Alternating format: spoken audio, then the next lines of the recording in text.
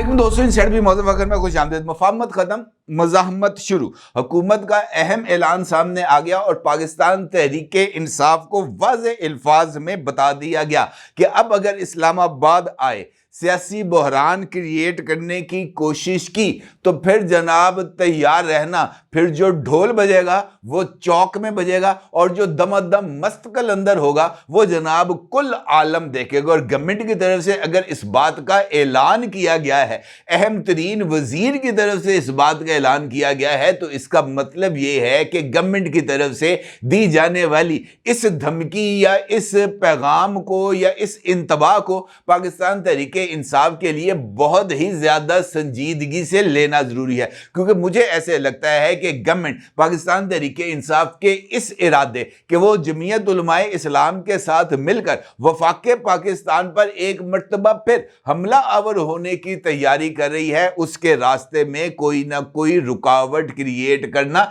बहुत ज्यादा जरूरी था। और यह हुज्जत को तमाम करना भी जरूरी था कि जनाब फिर ना कहना कि हमने आपको बताया नहीं। हम आपको ना सिर्फ बता रहे हैं बल्कि कबल अज वक्त आगाह भी कर रहे हैं कि पायंद साढ़े ते ना रहना, ध्यान न रहना। अब इस सूरत हाल में यकीनी तौर पर आप ये जानना चाहेंगे कि गवर्नमेंट को ये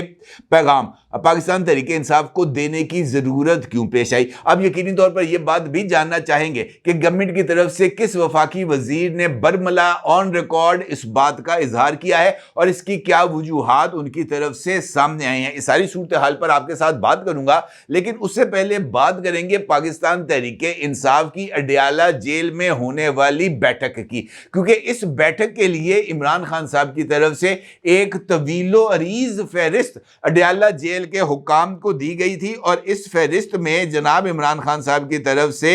जो ख्वाहिशमंद हैं मुलाकातों के, उनका जिक्र भी किया गया था और इस बात का इजहार भी किया गया था कि मैं जनाब इन लोगों के साथ मुलाकात करना चाहता हूं। इस हवाले से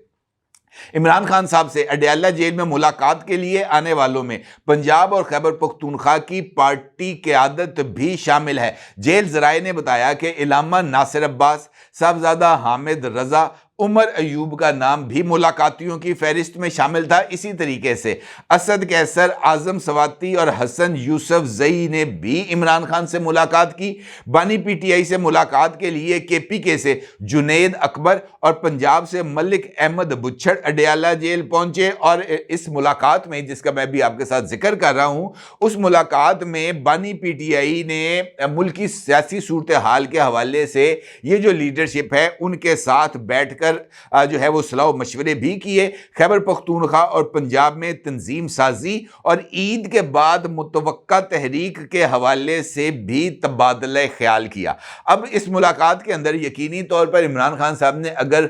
जो सलाह मशवरे किए हैं तो वो उसी तनाजुर में किए हैं जिसका इजहार जनाब सलमान राजा साहब की तरफ से मीडिया ब्रीफिंग में किया गया। और सलमान अकरम राजा साहब की तरफ से इस बात का इजहार किया गया था कि बानी पीटीआई मौलाना फजलुर रहमान साहब के साथ मामलात को ना सिर्फ लॉक करना चाहते हैं बल्कि वो ये चाहते हैं कि मौलाना फजलुर रहमान साहब आगे बढ़कर ये जो मुजव्वज़ा अपोजिशन अलायंस है इसकी क़यादत संभालें। लेकिन चूंकि पाकिस्तान तहरीके इंसाफ को खुद मौलाना साहब का जो चार्टर ऑफ डिमांड है उसके ऊपर बहुत ज़्यादा उनको कुर्बानी देने पड़ेगी, क्योंकि मौलाना साहब ने पाकिस्तान तहरीके इंसाफ के साथ चलने के लिए जिन शराइत का ऐलान किया है उसमें तो एक पब्लिक अपोलॉजी है जो मौलाना साहब के साथ तज़हीक अमेज़ रवैया अख्तियार किया गया था, और दूसरा ये गारंटी थी कि आप यू टर्न नहीं लेंगे। इसी तरीके से जो मौलाना साहब हैं उनकी जमात के सेक्रेटरी जनरल जनाब अब्दुल गफूर हैदरी साहब ने ARY के नईम अशरफ भट्ट साहब के साथ खुसूसी गुफ्तगू की है।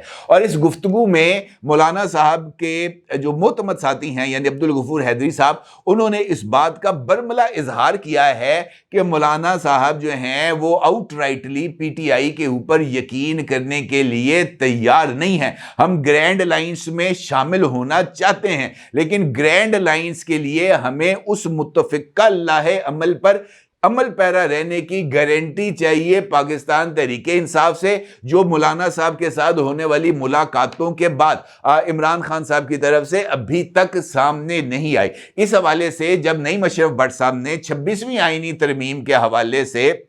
सवाल पूछा जिसका इजहार ये जो ग्रैंड लाइंस है जो मुजवजा उसके हवाले से किया गया कि जनाब 26वीं आईनी तरमीम को पाकिस्तान तहरीक इंसाफ कबूल नहीं करती, तो मौलाना साहब ने यानी अब्दुल गफूर हैदरी साहब ने पाकिस्तान तहरीक इंसाफ के इस मौक़िफ़ को यकसर मुस्तरद कर दिया। उन्होंने कहा कि पाकिस्तान तहरीक इंसाफ ये बात नहीं कह सकती कि 26वीं आईनी तरमीम पर उनकी हमायत नहीं थी। उनका यह कहना था कि मौलाना फजलुर रहमान साहब ने एक एक नुक्ते पर पाकिस्तान तहरीक इंसाफ को एतमाद में लिया और पाकिस्तान तहरीक इंसाफ के तमाम तर एतराज़ात को दूर कराया। और जब फाइनल जो ड्राफ्ट था वो तैयार हुआ तो फाइनल ड्राफ्ट को भी सबसे पहले पाकिस्तान तहरीक इंसाफ की लीडरशिप के साथ शेयर किया गया। ना सिर्फ शेयर किया गया बल्कि पीटीआई के वफ्द की इमरान खान के साथ मुलाकात को इंश्योर किया गया। पीटीआई के वफ्द की इमरान खान के साथ मुलाकात, इमरान खान को एतमाद में लेने के बाद 26वीं आईनी तरमीम पर मौलाना फजलुर रहमान साहब की तरफ से ओके का सिग्नल दिया गया। और यह वो मौका था जब पाकिस्तान तहरीक इंसाफ की लीडरशिप खुद भी 26वीं आईनी तरमीम के हक में वोट देने के लिए तैयार थी। और यह दूसरी गवाही है। इससे पहले कामरान मुर्तज़ा साहब ने यही बात की है और अब जनाब अब्दुल गफूर हैदरी साहब ने भी इसी नुक्ते का इजहार करके पाकिस्तान तहरीक इंसाफ के लिए मुश्किल सूरत हाल को जन्म दिया है। इसका मतलब यह है कि 26वीं आईनी तरमीम जिसकी समाअत होने जा रही है अब कॉन्स्टिट्यूशनल बेंच में, वहां पर पाकिस्तान तहरीक इंसाफ ये डिफेंस नहीं ले सकती कि 26वीं आईनी तरमीम पर उन्होंने मुखालफत की थी, क्योंकि उनकी हलीफ जमात मुमकिन तौर पर वो इस बात का इजहार करी है कि जनाब हमने इनको एतमाद में लिया था। तो ये सूरत हाल भी पाकिस्तान तहरीक इंसाफ के लिए जरा थोड़ी सी मुश्किल होती चली जा रही है। और इसी तरह इमरान खान साहब के साथ मुलाकात के बाद खैबर पख्तूनख्वा में पाकिस्तान तहरीक इंसाफ के सूबाई सदर जनाब जुनेद अकबर साहब ने इस बात का एतराफ़ किया है कि मौलाना फजलुर रहमान को हमारी और हमें उनकी जमात से तहफ़्फ़ुज़ात हैं जिन्हें हम दूर करना चाहते हैं। उनका ये कहना था कि हम मौलाना फजलुर रहमान साहब के तहफ़्फ़ुज़ात को दूर करना चाहते हैं और हम बानी पीटीआई इमरान खान तक दोनों जमातों का मौक़िफ़ भी पहुंचाएंगे। उनका ये कहना था कि बानी पीटीआई ये चाहते हैं कि मौलाना साहब अपोजिशन इत्तेहाद में शामिल हों। हम मुज़ाहमत की सियासत नहीं करना चाहते लेकिन हमें ऐसा करने पर मजबूर किया गया है। हम सियासी डायलॉग हैं, हम सियासी लोग हैं, सियासी डायलॉग पर यकीन रखते हैं। जब हमें सियासी सरगर्मी नहीं करने देंगे तो फिर हमसे क्या उम्मीद रखी जाएगी। इसका मतलब ये है कि वो खदशात जो हुकूमत को वाज़ेह तौर पर नज़र आ रहे हैं कि ईद उल फितर के बाद एक सियासी बहरान को क्रिएट करने की कोशिश की जा रही है, तो उस सियासी बहरान को रोकने के लिए गवर्नमेंट की तरफ से ये इनिशिएटिव लिए गए हैं। लेकिन ये यहाँ पर हमें ये बात को भी ज़ेहन नशीन रखना चाहिए कि IMF का वफ्द इस वक्त पाकिस्तान में मौजूद है। वो मुख्तलिफ जो गवर्नमेंट ऑर्गेनाइजेशंस हैं उनके साथ भी बातचीत कर रहा है, जबकि इस वफ्द ने चारों सूबाई हुकूमतों के साथ भी राब्ता करना है। और इसका मतलब ये है कि IMF के वफ्द ने खैबर पख्तूनख्वा में अली अमीन गंडापुर की हुकूमत और वजारत ख़जाना के साथ भी मुलाकातें करनी है। लिहाजा ये जो इस वक्त की डेवलपमेंट हैं हम इनको बहुत ज़्यादा जो है ना ईजीली हम उसको नज़रअंदाज नहीं कर सकते, क्योंकि जो कुछ हो रहा है उसके पर्सपेक्टिव में बहुत सारी और भी चीज़ें हैं जिनको हमें मद्देनज़र रखना चाहिए। और शायद यही वजह है कि हुकूमत की तरफ से इस बात का इजहार दिया गया है कि जनाब बहुत मुफाहमत हो गई, अब मज़ामत होगी। और ये इजहार हुकूमत के अहम वज़ीर और नवाज शरीफ साहब और शहबाज शरीफ साहब के मुतमद साथी जनाब ख्वाजा आसिफ साहब की तरफ से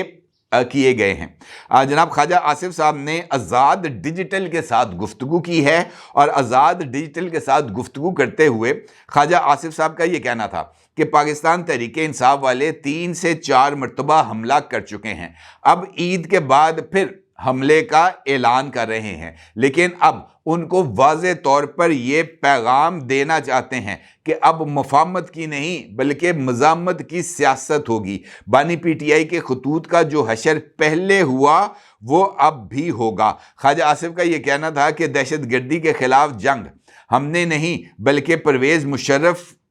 کے دور سے شروع ہوئی تھی جو آج تک جاری ہے۔ ان کا یہ کہنا تھا کہ افغانستان میں امریکہ نے ہائی ٹیک اسلحہ چھوڑا، امریکہ اب کہہ رہا ہے کہ وہ اپنا اسلحہ واپس لے رہا ہے، تو یہ اچھی بات ہے کیونکہ امریکہ کے چھوڑے ہوئے اسلحے سے دہشت گردی میں اضافہ ہوا۔ خواجہ آصف کا کہنا تھا کہ سیاسی مخالفین پہلے بھی حملے کر چکے ہیں، اب بھی حملہ کرنے کی تیاری کر رہے ہیں، لیکن ان کو یہ بات باور کرانا چاہتے ہیں کہ جناب اب ان کے ساتھ جو ہے نا وہ ہمدردانہ سلوک نہیں ہوگا۔ بانی پی ٹی آئی تو کوئی سیاست دان ہی نہیں ہے بلکہ وہ کوئی عجیب و غریب قسم کی مخلوق ہے۔ ان کا یہ کہنا تھا کہ ان کو اچھائی کا مشورہ کوئی سیاست دان نہیں بلکہ کوئی جادوگر ہی دے سکتا ہے، اور جادوگر کا ذکر کر کے میرا خیال ہے کہ خواجہ آصف صاحب نے بشرا بی بی کا ہی ذکر کیا ہے، کیونکہ ان کے بھی جو جادو ٹونے ہیں وہ بہت زیادہ مشہور ہیں۔ اب اگر آپ خواجہ آصف صاحب کے اس لب و لہجے کو دیکھیں تو یہ لب و لہجہ واضح طور پر اس بات کی طرف اشارہ کر رہا ہے کہ گورنمنٹ یہ سمجھتی ہے کہ ہم نے اگر پاکستان کو اب ٹریک پر لے کے آئے ہیں تو ہمیں اس ٹریک پر لانے کے جو سیاسی ثمرات ہے وہ ہم کو ہی اٹھانا ہے۔ یہ نہیں ہو سکتا کہ دکھ جھیلے بھی فاختہ کوے انڈے